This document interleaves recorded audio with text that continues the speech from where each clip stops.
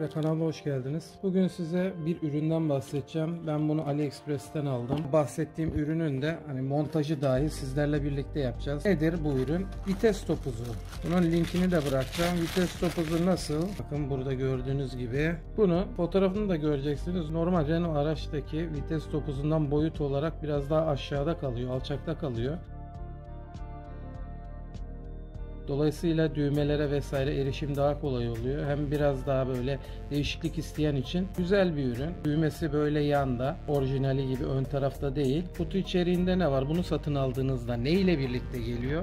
Bir tane trim aparatı, çelik tel ve şurada gördüğünüz aynı orijinalde de olan ve şu yuvalara giren kilit yayı şu şekilde buradan giriyor ve yerine taktıktan sonra vites topuzunda oturuyor. Bu çelik teli de şununla birlikte kullanacağız. Bu nedir? Aynı orijinal vites topuzu körüğünde şurada bulunan plastiğe bakın. Bu plastiği çıkarıp yerine takasınız diye bunu koymuşlar veya Kajyar'da olduğu gibi eğer deri çok aşağıdaysa veya deri yoksa bunu takıp biraz daha böyle şık görünmesini sağlayabiliyorsunuz. Bunu taktığınızda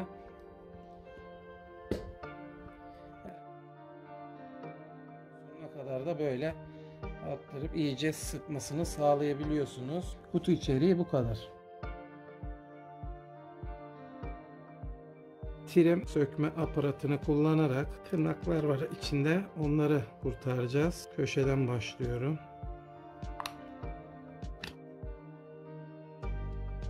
Tırnaklar buralarda, şurada ve şurada, ilave olarak burada ve burada tırnak var.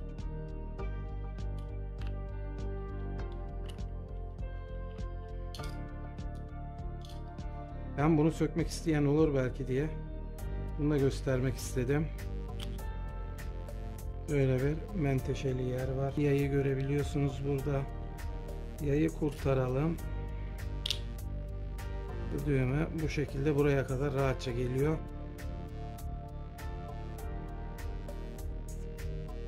Evet, şimdi vites koluna bunun nasıl takıldığını göstereceğim. Bunu içindeki o orijinal plastiği çıkaracaksınız. Daha sonra bunu oraya takacaksınız. Bir yöntem gösterdim. Bunu işte şu kanalı genişletebilirsiniz. Ama ben orijinalliği bozmayın derim.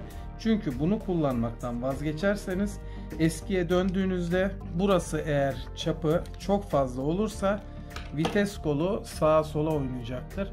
Bunu istemeyiz. Onun için ben orijinalliği bozmamanız için bu plastiği çıkarmanızı tavsiye ediyorum. Nasıl çıkarırsınız plastiği? Bakın şöyle ters çevireceksiniz. Alttan ittireceksiniz. Buraya gelecek, çıkacak.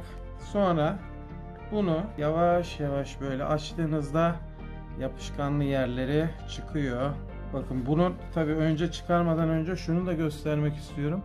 Gördüğünüz gibi deriler ta içine kadar giriyor bunda. Bunu şimdi içeriden de çıkaracağız. Çekin, çekin, çekin. Bakın yapışkanlı yerleri görüyorsunuz. Bali benzeri bir şeyle yapıştırmışlar. Yapışkan hemen kalkmıyor. Böyle geldi. İçeriden de çıkardınız. Ve orijinal plastiğimiz elimizde.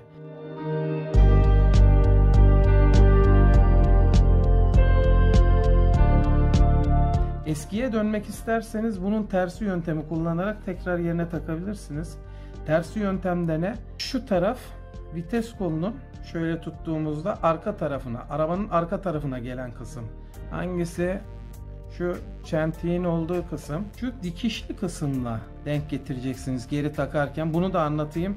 Beğenmeyen olursa, geri dönmek isteyen olursa bunu yapar. Şu kısmı hafif büzüştürüp şöyle içine doğru bıraktırdığınızda elinizi şuradan uzatırsanız daha iyi oturur. Ters çevireceksiniz. Ters çevirip şurada gösterdiğim gibi böyle parmağınızı sokup çektirdiğinizde tam bu dikiş o çenteye gelmeli. Gelmediyse burayı açın. Bakın açtırın.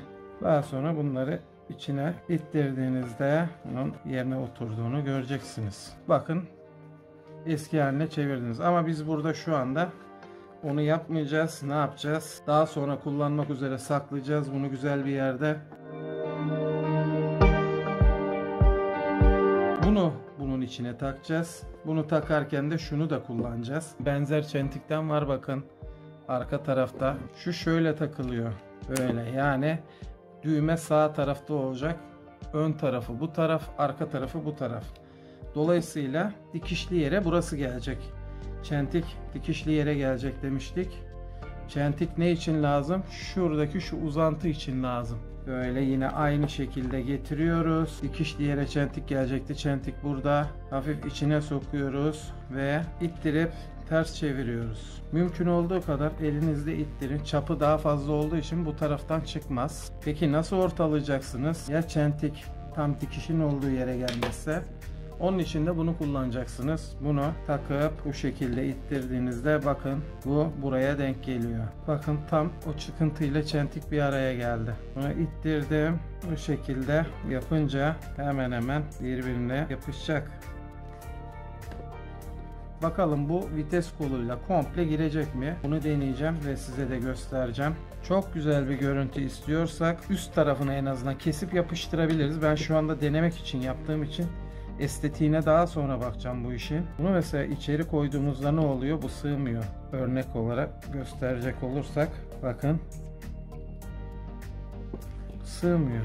O yüzden ya deriyi şuralarda içinde bırakacağız ya da birazcık üzerinden alsak çok az içine sıkıştırabiliriz bunu. Bana öyle geliyor. Yine de fena değil. Bu şekilde kullanmak isteyene de zararı olmaz. Bu çıkmayacak. Neden çıkmayacak? Çünkü şuraya bahsettiğim o yayı takacağız. Ve yayı taktığımızda buraya bakın bu içinde kaybolacak komple. Şöyle takacağız. Bu da sabitleyecek. Şurada gördüğünüz gibi. Daha sonra isterseniz bunu da kullanabilirsiniz. Ne zaman tekrar orijinal vites kolu takmak isterseniz. Böylece sadece şunda ufak bir değişiklik yapmış olduk ama totalde büyük bir değişiklik yapmadığımız için orijinalliği de korumuş olduk. Hadi arabaya gidip kontrol edelim.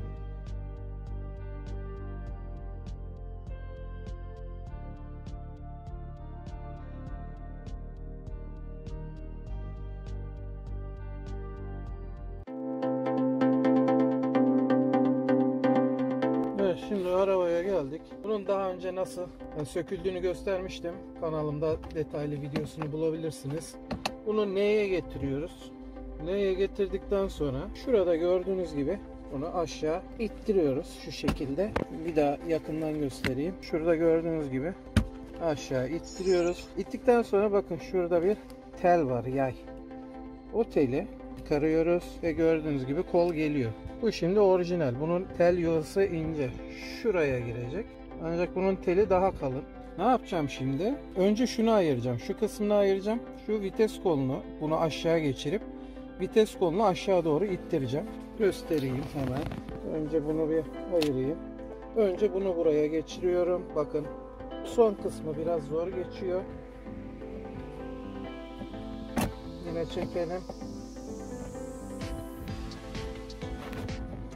Bakalım çentik denk gelmiş mi? Koyuyoruz. Çentiğe gelmiş mi diye.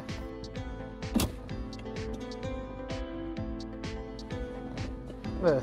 Basınca geçiyorsa, kurtarabiliyorsak frenden. Evet, kurtuluyor. Demek ki dibine kadar bunu takmışız. Bunun bir de teli var. O telini geçireceğiz şimdi. Teli bu.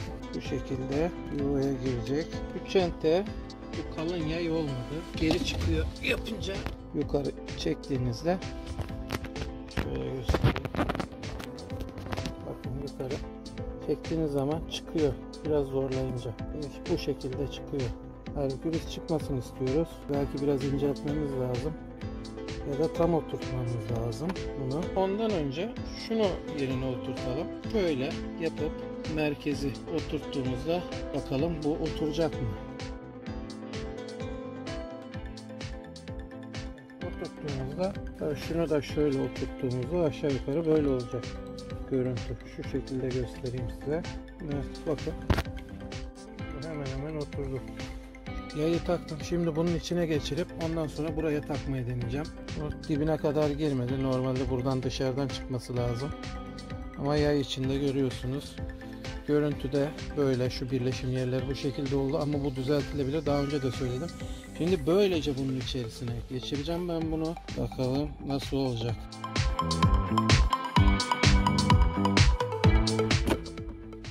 geçti buraya. Evet. Çekince geliyor. Çünkü dediğim gibi yay tam oturmadı. Yayı tam oturtmak lazım. Bunun görüntüsü bu şekilde. Nasıl çalışıyor onu da göstereyim. Evet, motoru çalıştırdık. Bakın P'yi alıyorum. Kolçağın üzerine koydum. Kolçağın üzerinde P'deyken yükseklik bu kadar. R'de bu kadar. N'de bu kadar yükseklik. Eski yayı kullanırsanız çok daha iyi olabilir. Ya da yayı biraz daha bastırabilirsiniz. Gayet güzel çalışıyor.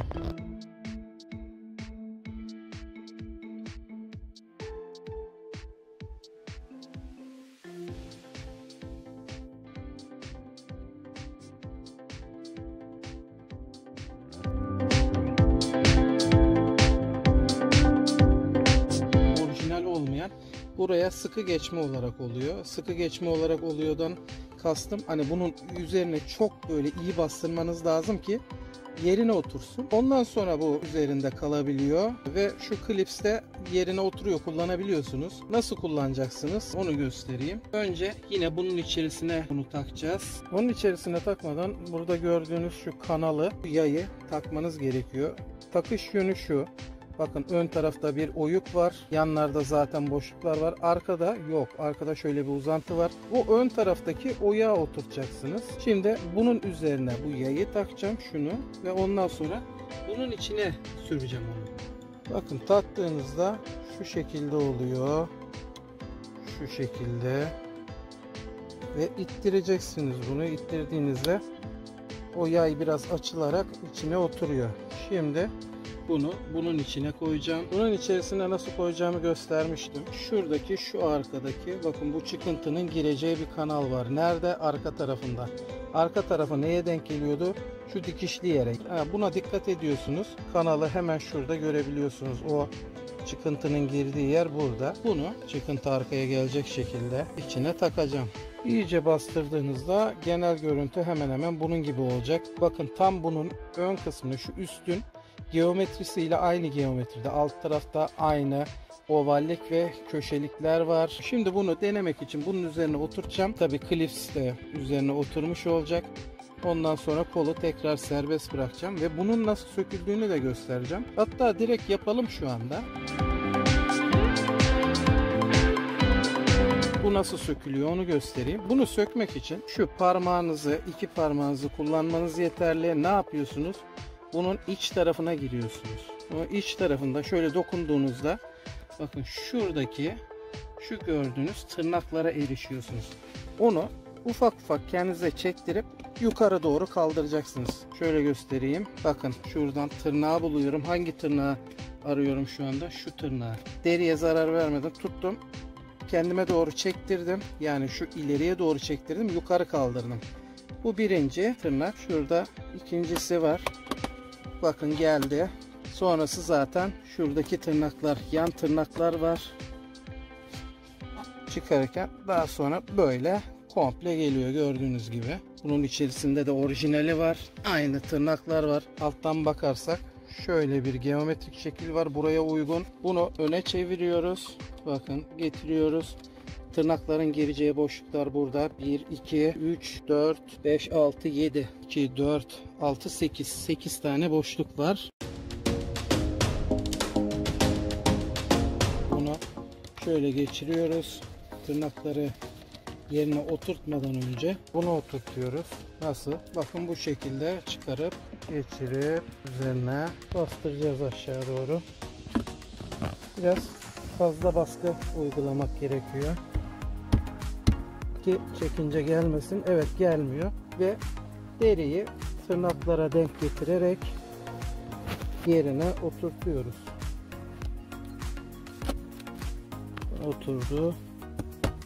Oturdu. Yan taraflar da oturdu. Ve sonra deriyi aşağı ittirdiğimizde görüntü bu şekilde oluyor. Orijinal bir görüntüye sahip oldu. Şöyle yapacak olursak, evet bakın P'de düğmeye bastık. Gayet güzel çalışıyor. Ya bence daha kibar bir görüntü oldu. Bu şekilde. Yani siz de aynı şekilde herhangi bir kesme biçme işlemi yapmadan sadece içindeki malzemeyi çıkararak aynı işlemi gerçekleştirebilirsiniz. Yükseklik olarak çok daha aşağıda. İzlediğiniz için teşekkürler. Bir sonraki videoda görüşmek üzere.